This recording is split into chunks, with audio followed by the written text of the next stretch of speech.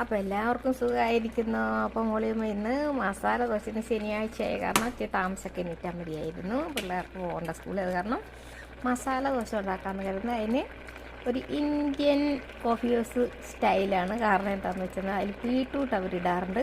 Carrot ഞാൻ ഇട്ടിട്ടില്ല കേട്ടോ. ഇതിൽ ബീട്രൂട്ട് ഉരുളക്കിഴങ്ങും കൂടെ വേവിച്ച് അതിൽ ഒട്ടും വെള്ളം കാണാൻ പാടില്ല. അതുകൊണ്ടാണ് ഇത്രയും വെള്ളം വച്ചുകൊണ്ടിരിക്കുന്നത് ഞാൻ.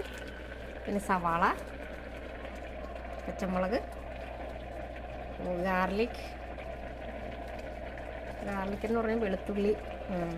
ഞാൻ പിന്നെ ഓർക്കാതെ പറഞ്ഞു പോണതാണേ. മല്ലിയില. നമുക്ക് പാനിലേക്ക് എണ്ണ ഒഴിച്ച് കൊടുക്കാം.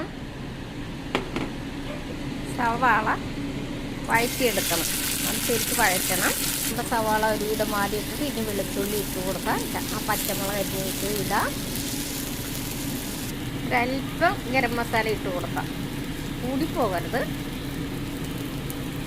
ഇനി നമുക്ക് നമ്മുടെ കൈ പൊള്ളി നമ്മൾ വേവിച്ച് വെച്ചിരിക്കുന്ന സ്റ്റഫ് അങ്ങോട്ട് ഇടാം. അപ്പോൾ നമ്മുടെ ഇന്ത്യൻ റെസ്റ്റോറൻറ്റിൻ്റെ ഇന്ത്യൻ കോഫി ഹൗസിലെ മസാല ദോശയുണ്ടല്ലോ, മസാല ശരിയായിട്ടുണ്ട്. ഇനി നമുക്ക് ദോശ ഉണ്ടാക്കാം. ഇപ്പോൾ മറന്നു പോയി പറയാം, മല്ലിയിലയും കൂടെ ഇട്ടിട്ട് കേട്ടോ. മല്ലിയുടെ കൂടെ ഇട്ട് ഇളക്കണം. അപ്പോൾ നമുക്ക് മസാല ദോശ ഉണ്ടാക്കാം.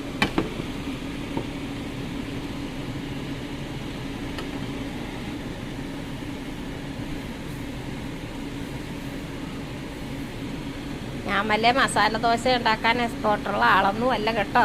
പിന്നെ നമുക്ക് എന്നാ ചെയ്ത് പഠിക്കാമെന്ന് കരുതി അങ്ങനെ ഉണ്ടാക്കണതാണ്.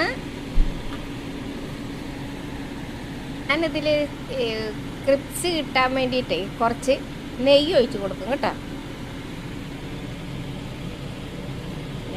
എല്ലാവർക്കും ഇഷ്ടപ്പെടണമെന്നില്ല.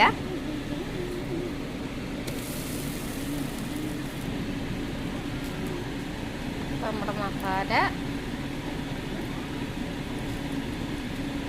മോളിയമ്മയുടെ കയ്യിൽ നിന്ന് എന്നാങ്കിലൊക്കെ തെറ്റും കുറ്റങ്ങളൊക്കെ വരും. ഞാനൊരു ചെഫല്ല. നമ്മുടെ മസാല ദോശ റെഡി. അപ്പോൾ സോളം കുഞ്ഞാണ് ടേസ്റ്റ് നോക്കണം. പക്ഷേ സോളം കുഞ്ഞ് ചോദിച്ചപ്പോഴാണ് ചമ്മന്തിയുടെ കാര്യം ഞാൻ ഓർക്കണത്. മറന്നു പോയി ഞാൻ. അടിപൊളി. ഒരാളവിടെ പ്രശ്നത്തിലാണ്. എപ്പോഴും ടേസ്റ്റ് നോക്കണം. ദാവിദ് കുട്ടനായിരുന്നു. അപ്പോൾ ഇനി മോളിയമ്മയുടെ മസാല ദോശ ഇഷ്ടമായെങ്കിൽ നിങ്ങൾ ട്രൈ ചെയ്ത് നോക്കണം. Okay, by. സബ്സ്ക്രൈബ് ചെയ്യാൻ മറക്കരുത്. ഷെയർ ചെയ്യാനും മറക്കരുത്. സബ്സ്ക്രൈബ്, കമൻ്റ് ഒക്കെ അടിക്കണേ. Okay, by.